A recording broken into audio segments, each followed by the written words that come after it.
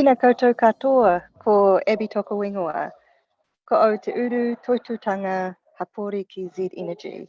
I'm the head of sustainability and community at Z and have the privilege of representing the CLC today and facilitating today's masterclass from Pōneke, Wellington, just stepping in while Megan is away getting married. In 2018, Z Energy was one of the founding signatories of the CLC, and Mike Bennett's the inaugural convener. And actually, we are currently farewelling him here in the Z Shed this morning, so significant day for us. Our CEO, Lindis, has just taken his place on the CLC steering group. So thank you for coming along today. It's a special masterclass delivered in partnership with Toitū and EnviroCare. And in the audience, we have both CLC signatories and Toitū clients. So no mai, haere mai, big welcome to you all. This is the second of a 3-part series. So if you missed the first one, it is available on the Toitū website. I highly recommend going back and watching it if you want to catch up on the background. This will be a jam-packed session today, exploring how to set 1.5 degree aligned targets and the emission reduction pathways to support them. Science-based targets provide a mechanism for organisations to tangibly support emission reductions in line with what the latest climate science has deemed necessary to limit warming to a 1.5 degree threshold. Having science-aligned targets enables us to see how much and how quickly we need to reduce our emissions to prevent the worst effects of climate change. We're fortunate today to be joined by 2 science-based target experts, Stu and Austin from Toitū. So I'll just introduce them. Toitū, we know that for people in nature, we have to have the best chance of adapting to climate change. We need to limit warming to 1.5 degrees. And this means we need to cut emissions urgently. The Toitū carbon certification programs are transitioning to require science-aligned reduction targets aimed at the 1.5 degree goal. Toitū will require these from 2025, but working to establish the targets and reduction pathways now will give you the most time to develop plans and align with business and strategic planning cycles and to innovate. So just introducing those Toitū presenters. So Stu McKenzie. Stu is a senior technical advisor focused on emission reduction and neutrality, part of the Toitū team since its inception. Stu contributes to a diverse range of development activities, as well as supporting some of Toitū's clients with verification preparation. Stu leads Toitū's SBT support services for submitting to the SBTI. He's here today to talk to you about how to set your business science-based targets and develop your emission reduction pathways. Austin Hansel, she is a program product manager with over a decade of experience with Toitū. She currently looks after their carbon programs to ensure businesses are able to make real science-based progress. Austin's here today to help answer questions around Toitū's program requirements and membership. So we want these sessions to be as interactive and practical as possible. So Stu will speak for the first half of the session, and then we'll have an open Q&A. We have not been able to get the Q&A function to work properly today, so we're innovating, and so please just put your questions in the meeting chat. Austin will answer those as we go through. But if there's more questions at the end, we will also provide time to answer those. So we know today's session is here to support both CLC signatories and Toitū clients to learn more about setting science-based targets and pathways. I'll now hand over to Stu to get into the presentation.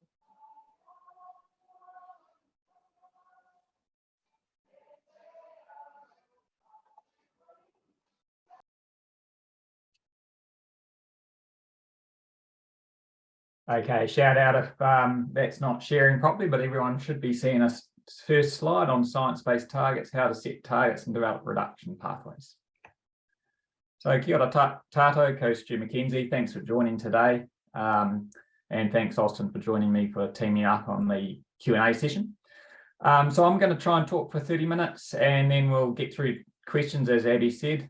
And today we're going to be covering setting science-based targets, and we'll be talking about what they are, how to approach setting targets, and then how to go about implementing them. And so throughout the session, I'll simply refer to science-based targets as SBTs for short. Okay, so first off, let's just recap on what science-based targets are. So SBTs are viewed in the form of near-term and long-term targets. Near-term targets outline how much your organisation needs to reduce across a 5 to 10 year period, and long-term targets outline how much you need to reduce by the year 2050 or ideally sooner. Now, one of the key differences between that near and long term is that the near term is all about prescribing a rate of change per year, while long-term net zero targets are prescribing a desired end state. So let's just look at that by way of an example. You've got your near-term target will be stating something like, we will reduce emissions by 5% per year by the year 2030. And then a long-term target will be stating something like, we will reduce our emissions by 90% by the year 2045. So both types of targets contribute to the building blocks for achieving net zero as defined by the Science Based Targets Initiative, or SBTI for short. Now, under SBTI definitions, there is also this thing called optional mitigation beyond your value chain, and that's often referred to as offsetting. So it's this step that enables other climate performance claims to be made along your journey to net zero. And so the Toitū Net Carbon Zero and Toitū Climate Positive certification are examples of that. But today's session is focusing on the near and long-term target setting, as opposed to that neutralisation component and anything related to optional offsetting and the final net zero claim. Okay, so now we'll have Abby jump into this slide and speak to the CLC requirements. Yeah, so we got 5 minutes. Thanks, Stu. So for those CLC members, this is just a brief recap of the requirements of the Statement of Ambition with regards to science-aligned targets. So this whole session is relevant to 3 parts of the new Statement of Ambition. So firstly, there's a minimum requirement for signatories to adopt short-term gross absolute science-aligned targets for scope 1 and 2, aligned with 1.5 degrees. So the requirement is for science-aligned rather than science-based targets, as CLC signatories are not required to undertake official SBTI target verification. The Coalition does recommend using Science-Based Target Initiative methodology for developing emission reduction targets. In addition to this, within 2 years of signing up, signatories are required to develop a mitigation climate action plan, a plan that shows how an organisation will meet its science-aligned reduction targets, and also setting science-aligned long-term targets, scope 3 supplier engagement and or emission reduction targets.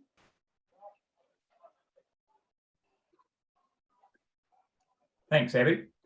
And so that was CLC. And then on this slide, we are looking at the Toitū program, and it's very similar. Okay, so what we're showing on the slide here is under what we call version 4 of the Toitū program, which we are moving towards.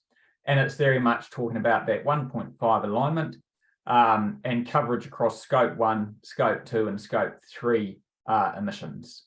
Okay, and just like CLC, we're looking for that long-term reduction target as well.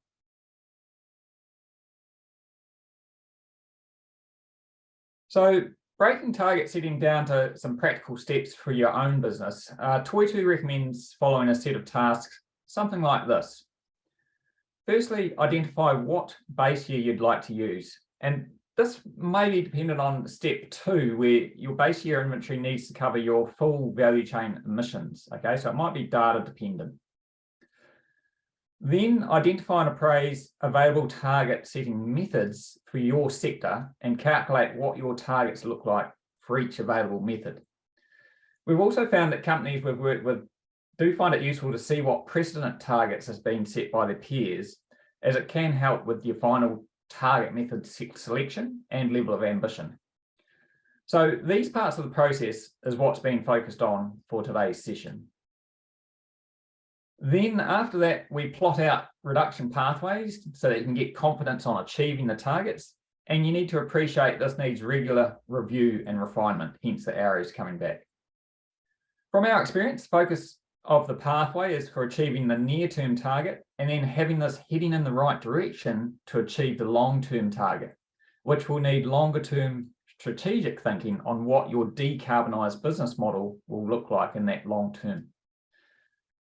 Next, go ahead and socialise it with the required people in your business, such as top management, and also people inherently close to the reduction pathway ideas.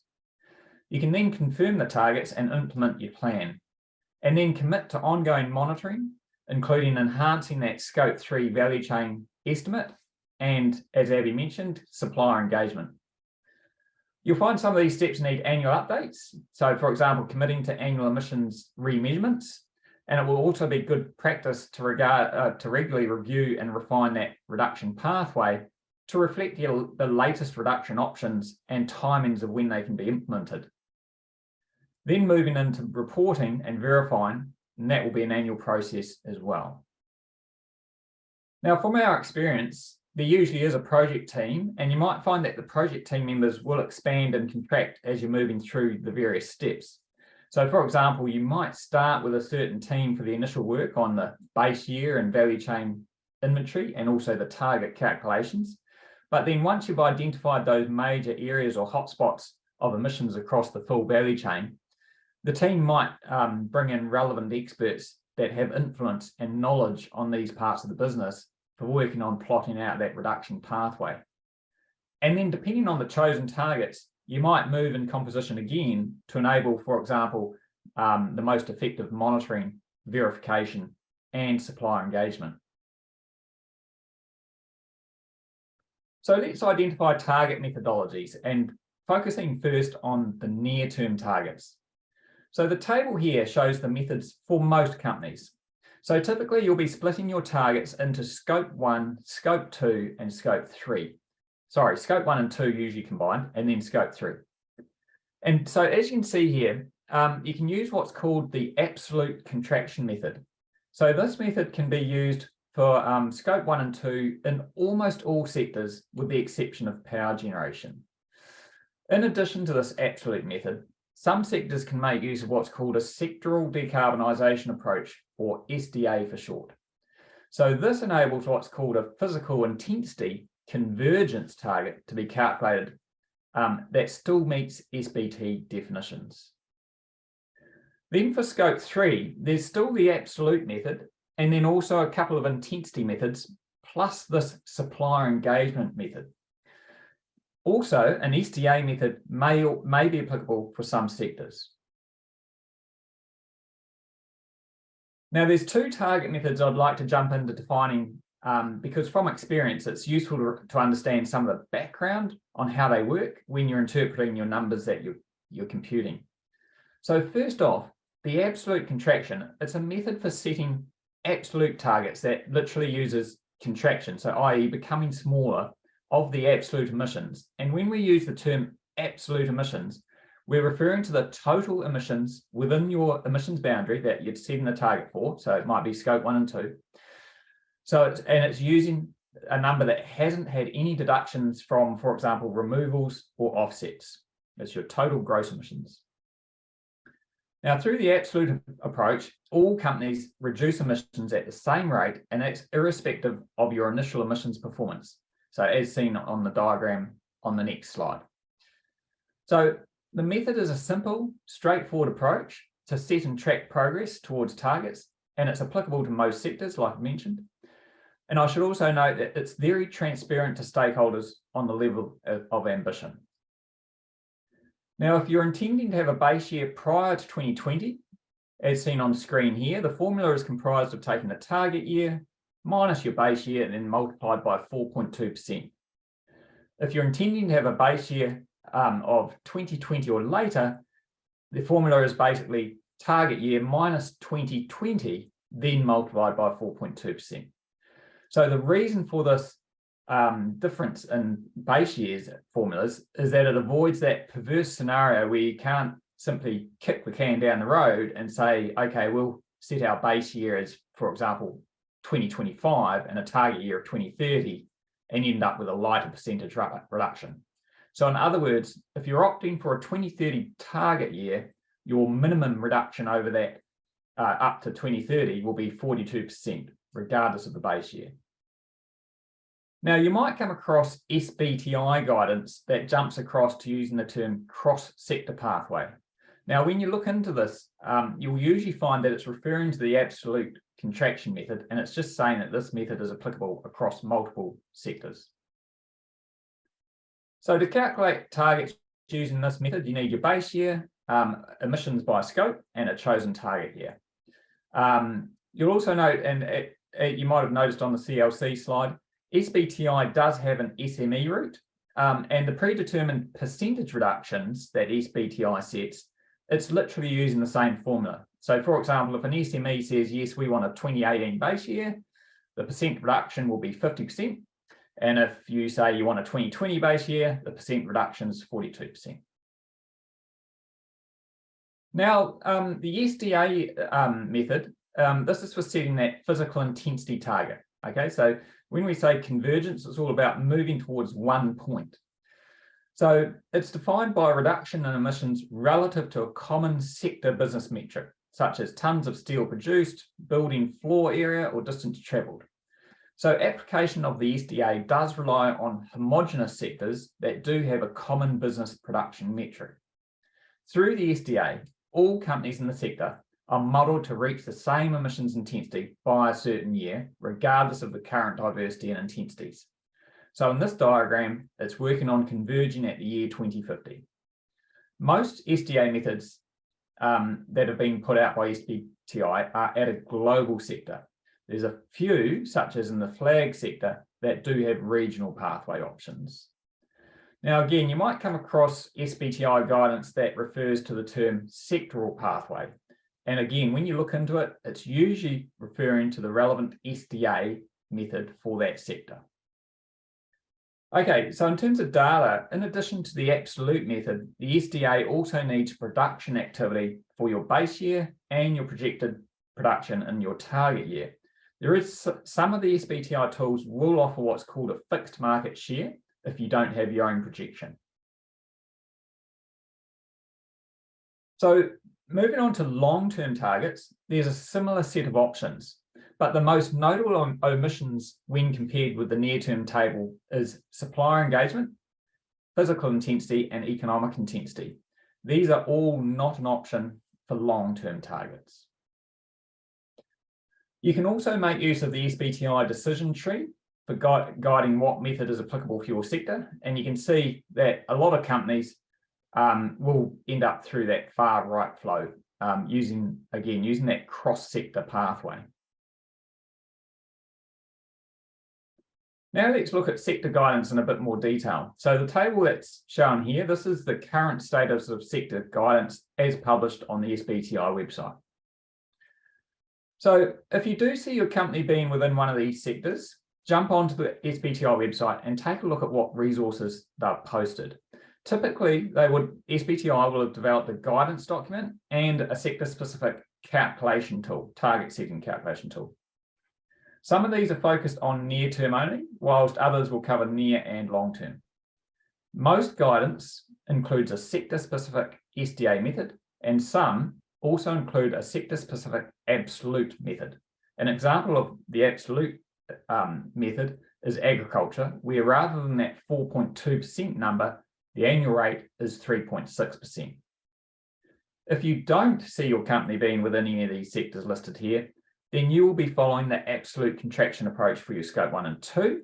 And then scope 3, you'll still have that pick list of method options I had on the table previously. And a bit more informative here, this chart just gives some insight on what's in the pipeline for SBTI. A couple of the ones that we at Toitū will be tracking closely both in the development phase, is the Scope 3 guidance and also the performance standard. The performance standard covers the monitoring, reporting and verification, or MRV for short, and it should give a lot more clarity on expectations from SBTI on how companies should show their progress against targets. However, in the absence of the SBTI MRV, reporting verification module, both CLC and Toitū have our own requirements on tracking and reporting emission reduction progress, such as annual reporting and disclosure and verification. Okay, so just dipping into a worked example for near-term targets. So what I've done here is I've downloaded the latest target setting tool from the SBTI website. I've entered the input values, including my chosen target year of the year 2030. And for this example, I've selected the absolute contraction approach. On the same worksheet, it then computes the required reduction across the target period. And so it essentially applies that formula I showed previously. And so not surprisingly, it tells me 42%. And then it also supplements this with the emissions that you should have in the target year, and as just another angle on appraising the scale of what you need to achieve.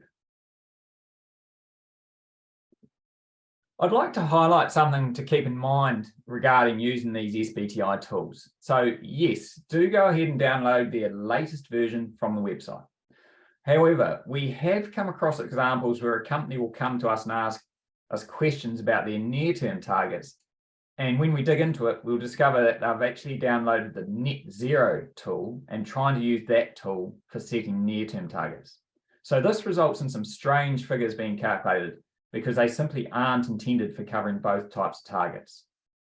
So both tools are listed on the same web page, but just to be clear, the one on the left is for your near-term targets, and the net zero tool on the right is for your long-term targets.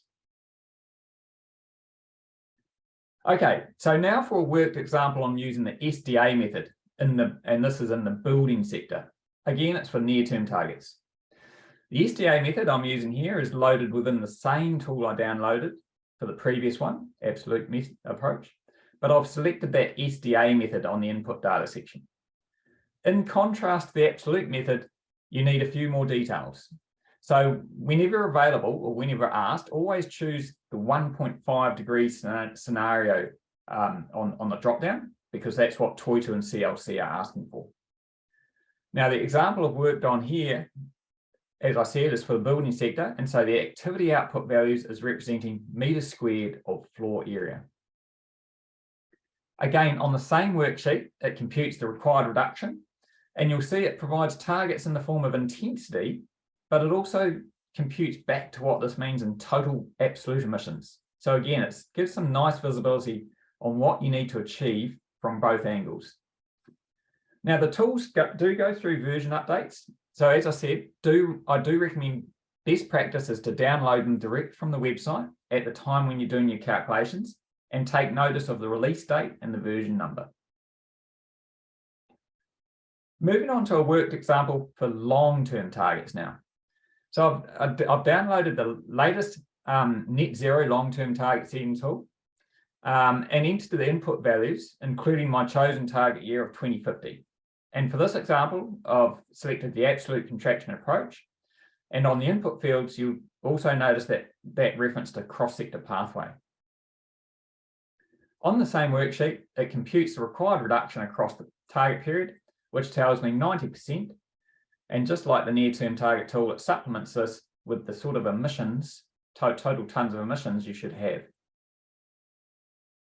A bit more commentary on the target coverage. In this example, I've selected scopes 1, 2, and 3 combined.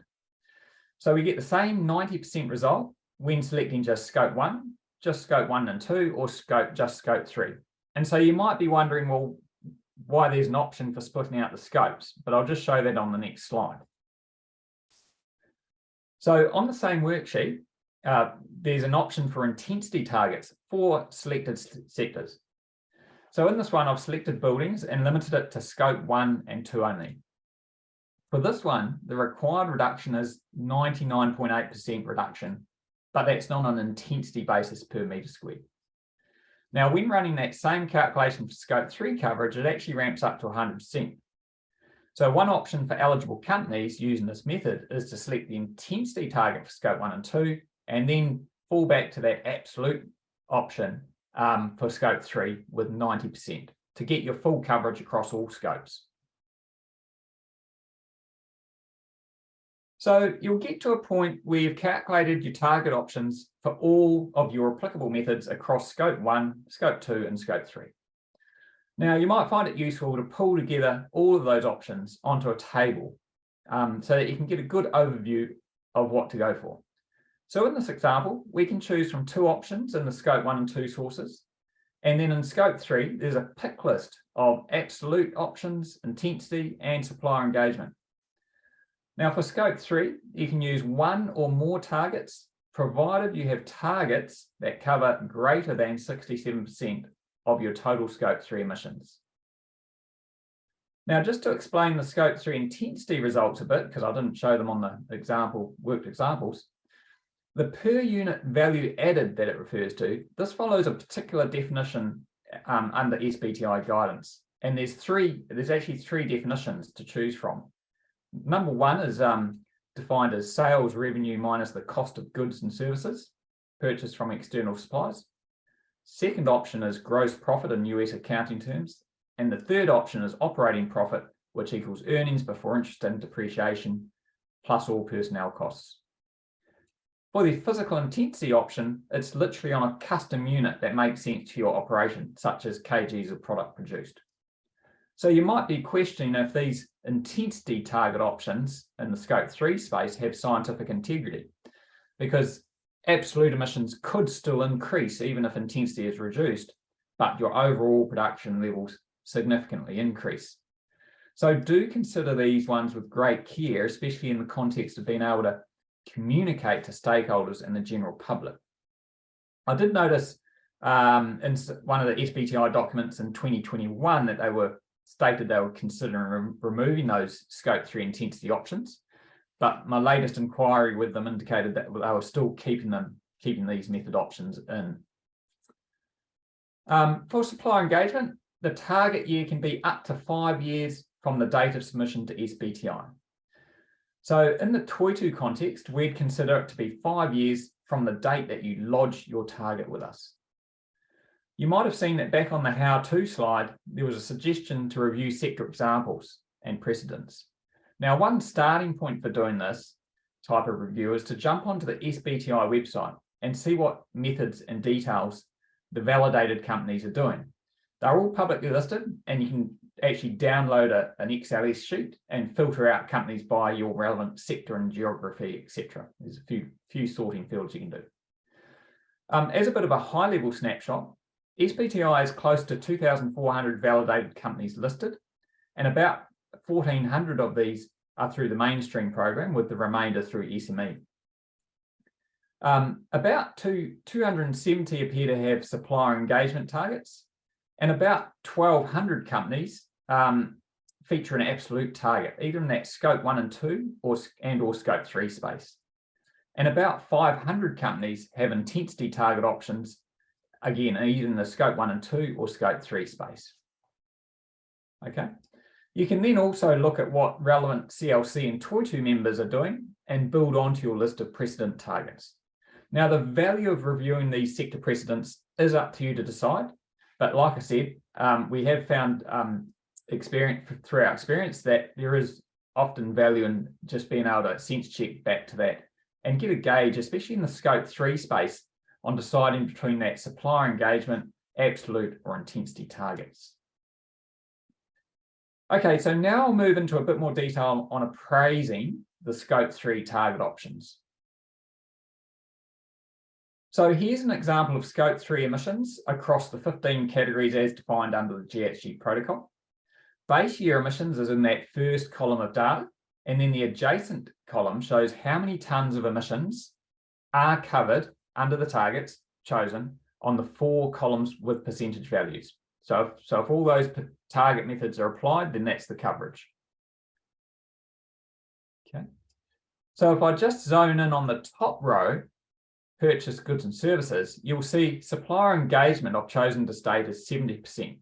So what it means is I'm saying 70% of the base year emissions, which is 5,000 tonnes, is 3,500 tonnes. So that's my coverage in that category.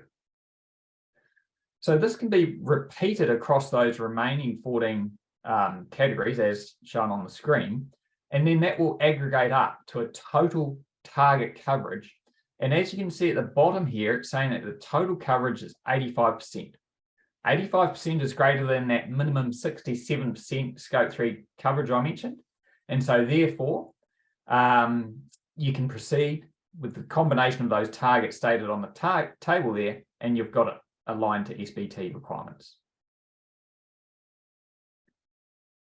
Okay, now from our experience, tackling supplier emissions is often talked about, and we've found various ways to approach it. So I'm going to zone in further on appraising supplier engagement on the next slide.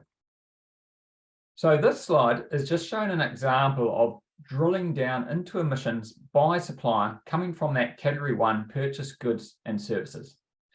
You'll see I've listed out the supplier on the far left and then the emissions for each. Now we do have experience of examples where there's just such a number of suppliers in the same product. And so in that case, we've analysed them in supply groups. But regardless of the granularity you take, you can make an appraisal on what's the overall confidence for your supplier or group of suppliers to be setting science-based targets. Now, what we're seeing here is just a yes/no column. And so we actually need some justification on how we arrived at the yes and no. So we can do this by having a bit of a matrix of criteria, such as how much do you spend? And then if you're dealing with a group of suppliers, checking how many suppliers are there to deal with. And that's also proven effective. So for example, if there's only 3 suppliers in the group, can you just liaise directly with those 3 suppliers and get a quick win on establishing whether they've got science-based targets? It also links through to the columns here asking about anticipated level of influence. And of more and more importance is the role of sector collaboration for influencing supplier emissions. And the final column to the right should, over time, provide a very useful, clear indication on the level of SBTs in your supplier base, because any supplier that's on the Climate Leaders Coalition, the Toitū program, or formally validated SBTI should be a tick for showing you've got suppliers that have already set or are on the journey towards setting SBTs. Now, following this yes or no exercise, you can then aggregate up the suppliers with a yes next to them to determine if the emissions equals or exceeds that 3,500 tonnes I mentioned, and hence whether you're going to get confidence that you can meet that 70% coverage. Important to point out that what I'm showing here is just one way to approach it. Generally, we've seen a mixture of approaches which reflect the nature of each company's operations, but the principles I've shown here are generally consistent across all the examples we've worked with. Okay, so I've just covered one way for appraising the supplier engagement target option. For the intensity and absolute methods, we'll be taking a deeper dive on appraising these ones on our second session later in April, where we'll consider the role of identifying short, medium and long-term reduction opportunities and feeding these through to producing reduction pathways.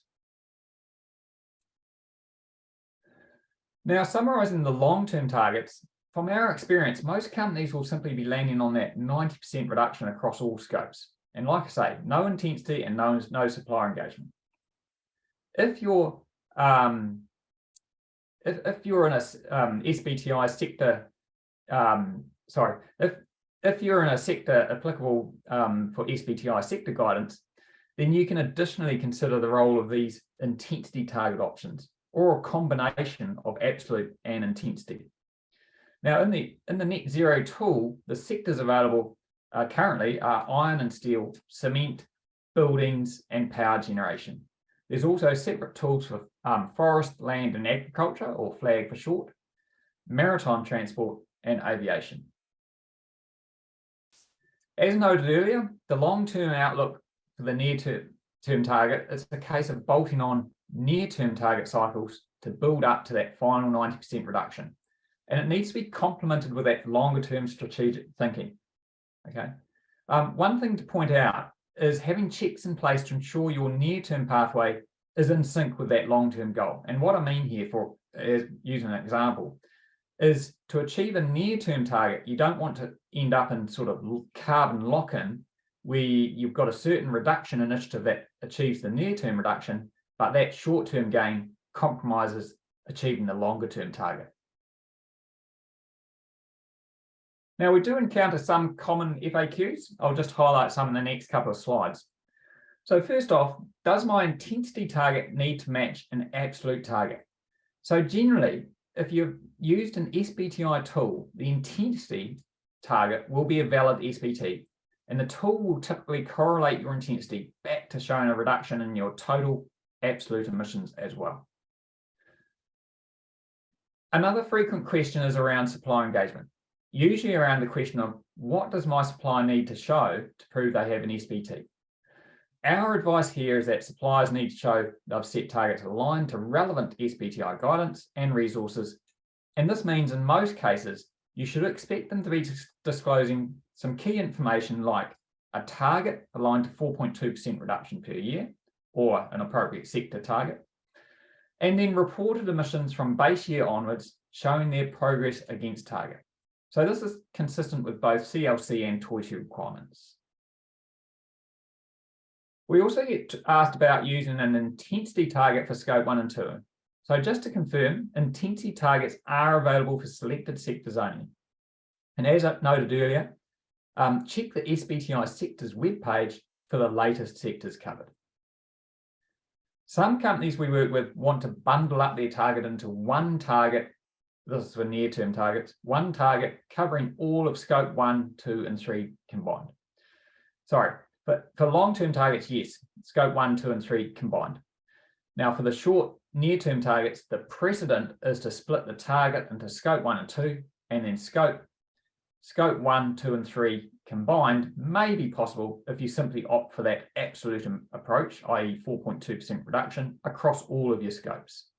But do appreciate that you may find it valuable to keep them split for tracking purposes. So the rationale here is that the level of control and influence on managing emissions between scope 1 and 2 versus scope 3 is varied.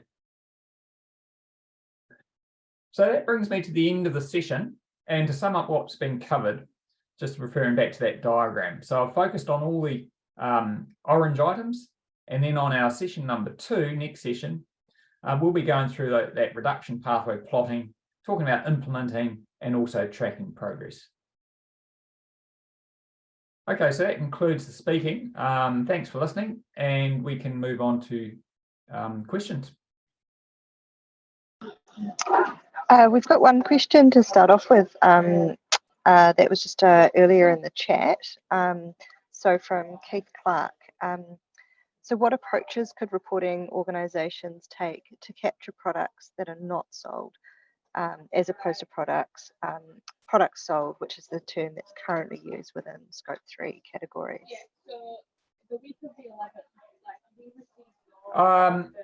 If I'm understanding the question correctly, Keith, I might be wrong here, but you might be referring to the emissions associated with products that are designed or shared with the industry. So it might be touching on that concept of avoided emissions, which at the moment the Greenhouse Gas Protocol is going through a consultation phase and considering the role of where avoided emissions sits in the accounting. So I'm sorry to say that currently I can't give any advice on where that would sit, but do jump in if I haven't understood the question properly.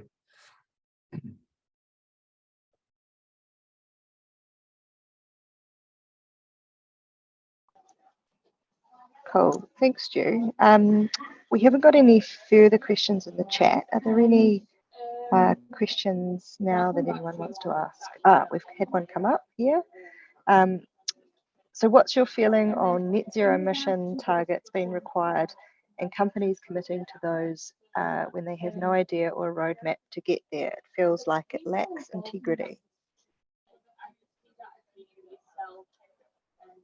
Yes, it's a fair point, and the limitation of my answer here would be focus on the near term and do it in your cycles and say, okay, here's your near term. This is where we've got a lot of certainty.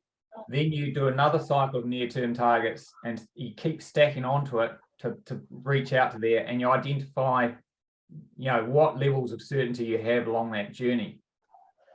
Yeah, it's a fair point, and it's something that we do see as a challenge across our clients, just trying to map out where the certainty is going for the long term. A lot of it is reliant on that scope 3 space, and there is a number of initiatives that are sort of coming along. Some of them are actually linked into SBTI, such as the Value Chain Initiative, that is looking at addressing this sort of question. Thanks, Stu. One here from Meredith. On scope 3 emissions, you briefly mentioned a few ways of looking at this, including a way to factor in depreciation. Could you expand on this, please?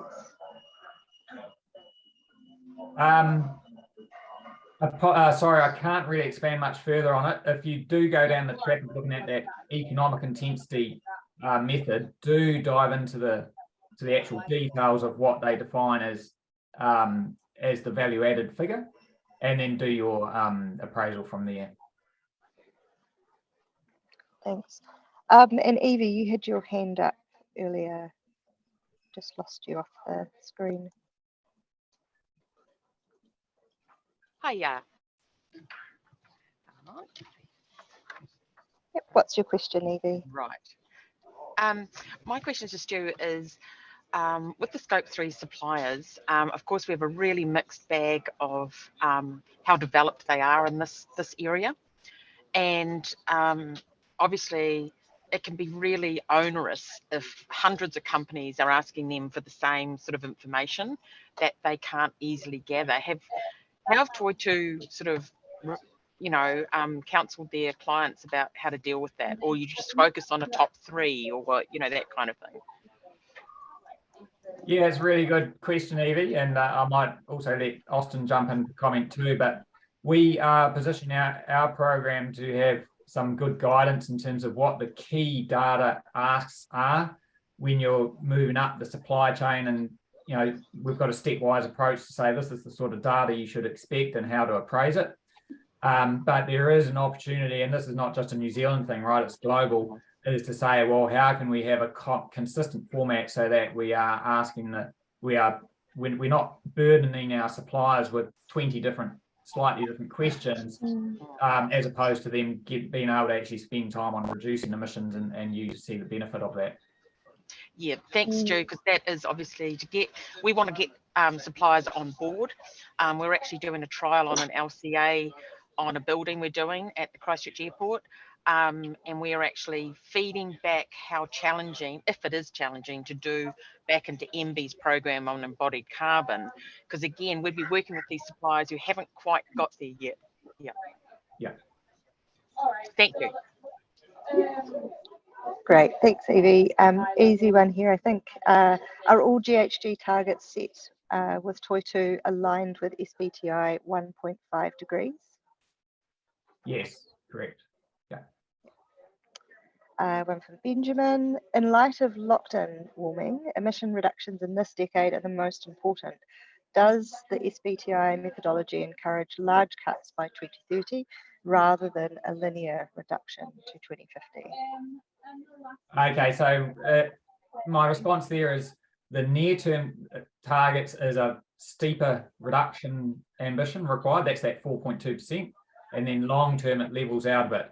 And this addresses that issue about making sure that you don't use the long-term net zero tool to set your near-term targets, because the percentage that gets spat out of the tool will be too light. It'll be, it won't be steep enough to meet that ambition of reducing hard on that up to the year 2030.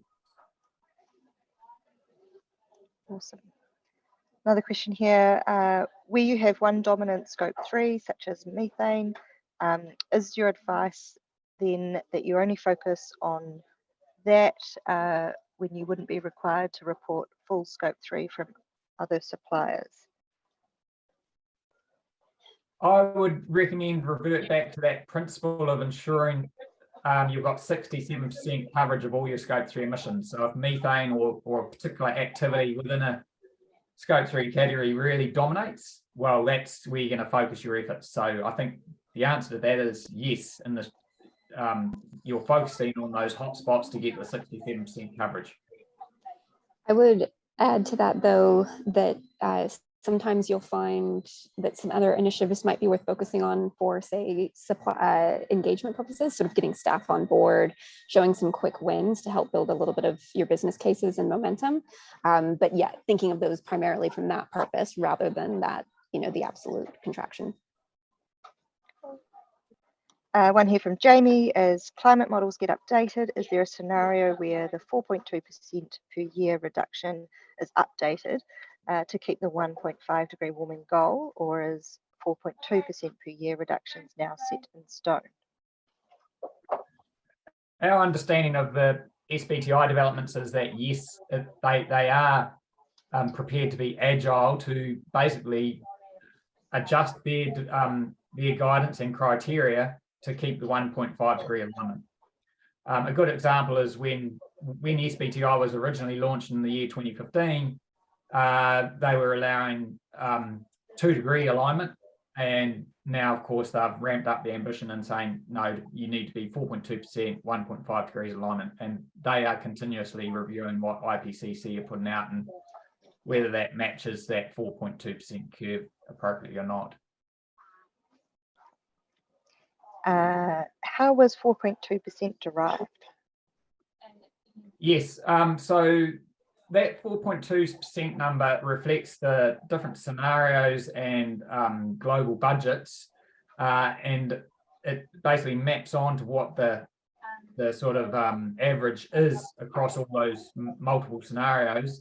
And I'd recommend jumping back into our Toitū first session on science-based targets. We talk about those key concepts in the first 3 or 4 slides, just explaining where that was derived from.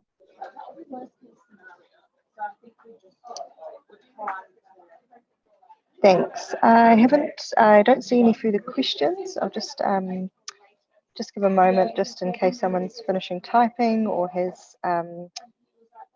something on the tip of their tongue that they want to ask. Otherwise, I'm sure if anything comes up later on, just flick a message through to one of us, and we'll make sure that your question gets answered. And speaking from personal experience, do go back and watch that first session if you haven't already. It was a really great watch and gives you the sort of answers all the background sort of questions to help you understand the content from the session. And I'm sure the next session will also further build on that. So I'm just my chat is moving. I think that's it. Oh, one last one. Do you have any recommendations for science-based organisations that are setting science-based targets? We have already met our emissions reduction target in 2018. Sorry, my screen's moving. But I think this was massively from COVID lockdowns, and we don't want to stitch ourselves up with too high a goal.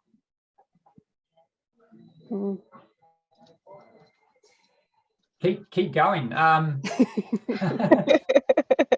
Yeah, stay on the same curve. Yeah, I probably can't comment too much more without knowing the business context there. It is a tricky one. I mean, looking at our own emissions last year, we were smashing our targets, again, largely because of COVID travel reductions. And so then the challenge for us was really, how do we make that don't go back to those old habits of travel or old methods of travel. And some of those things we think we've locked in. Some of them we're expecting that we're going to see a few blips as we try and build those habits in. But yeah, definitely take it as a challenge to set your new normal and decarbonize faster. There's a lot of links to efficiency, resilience, innovation, all of the sort of climate risks and opportunities facing your operations, your supply chains, your communities are only going to get worse. And so if you can go faster, it's going to build a lot more resiliency in. Not to say that's easy, but it's definitely a worthy ambition. If you set supplier engagement targets and then undertake the relevant analysis of your suppliers and calculate that less than 67% are SBTI aligned, does this mean that you're not meeting the SBTI slant CLC requirements? I've got 2 comments on that. So firstly, do appreciate that if you dip into all your suppliers and you go, okay, well, we've only got 50% of them in SBTs, that's your baseline. You've got a 5-year opportunity to actually engage with those suppliers and actually say, right, let's get some more on board setting SBTs. My second comment is, if you can't go down a full 67% coverage with supplier engagement, consider absolute reductions and all those intensity reductions to end up with a total coverage of 67%. So for example, you might say, okay, well, if we do some product redesign within the next 5 years, will that product redesign simply reduce the amount of raw materials we need to purchase and therefore reduce the emissions that way? So you're sort of complementing supplier engagement with other opportunities to get that coverage.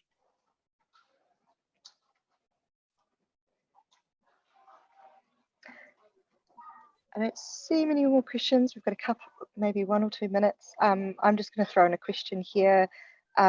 Is there value in setting more than one type of target?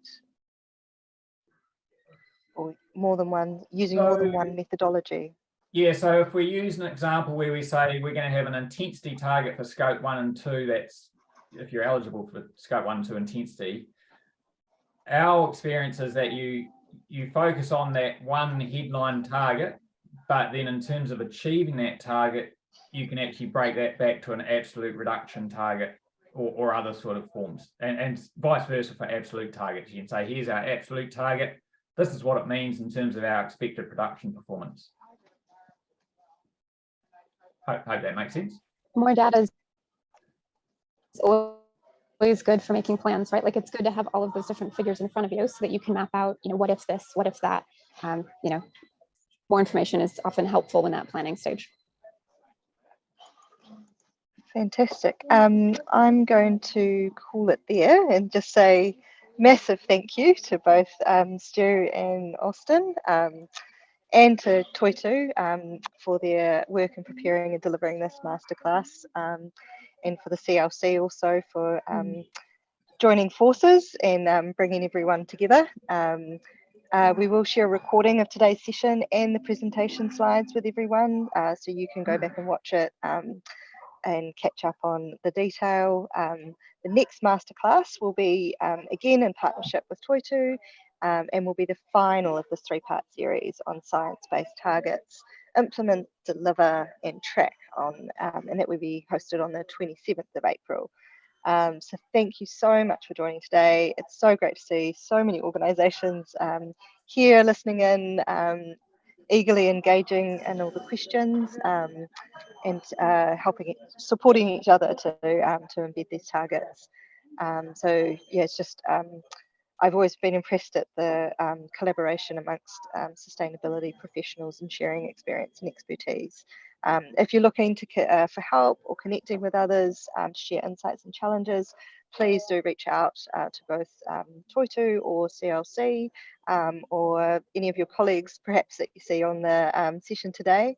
The contact information for both organisations are on the website, and yeah, obviously the recording will be shared later. So thanks again. Ka kite anō.